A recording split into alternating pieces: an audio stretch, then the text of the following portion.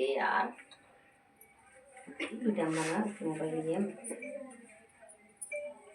चलो दोस्त, नमस्ते, प्रणाम। मैं आपकी मंजू में स्वागत करती हूँ शिव बहनों के चैनल पे। आइए आप सबके बीच बहुत प्यारा सा होली गीत हे भाई हिंदू भाभी का सुनाते हैं। आप लोग सुनिए अपना प्यार दुलार आशीर्वाद।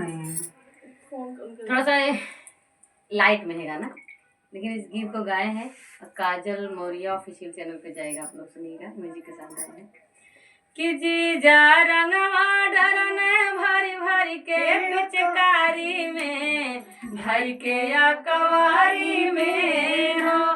जीजा रंगवा डरने भरी भरी के पिचकारी में, भर के या कवारी में हो।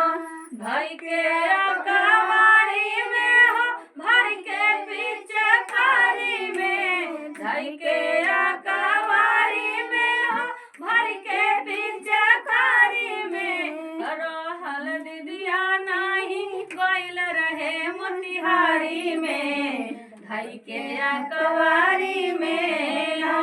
रहल दीदिया नाही गइल रहे मोतिहारी में, भर के या कवारी में हो।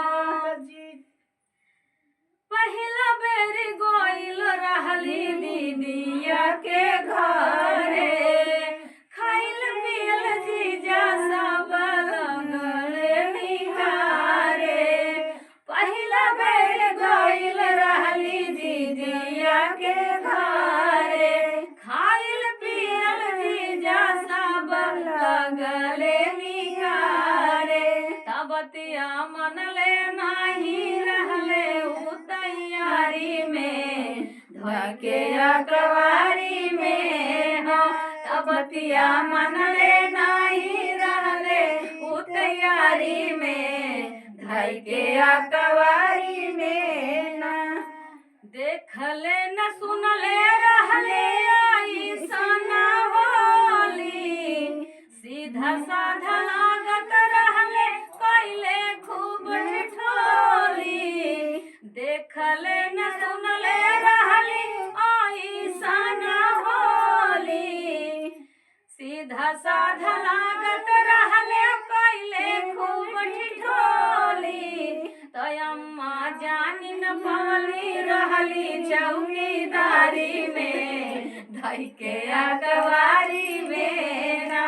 तो अम्मा जानी न पाली रहली चौकीदारी में, धर के या कवारी में ना। जीजा रंगवा डरने भरी भरी के पिचकारी में, धर के या कवारी में ना। इंद्रेश भाई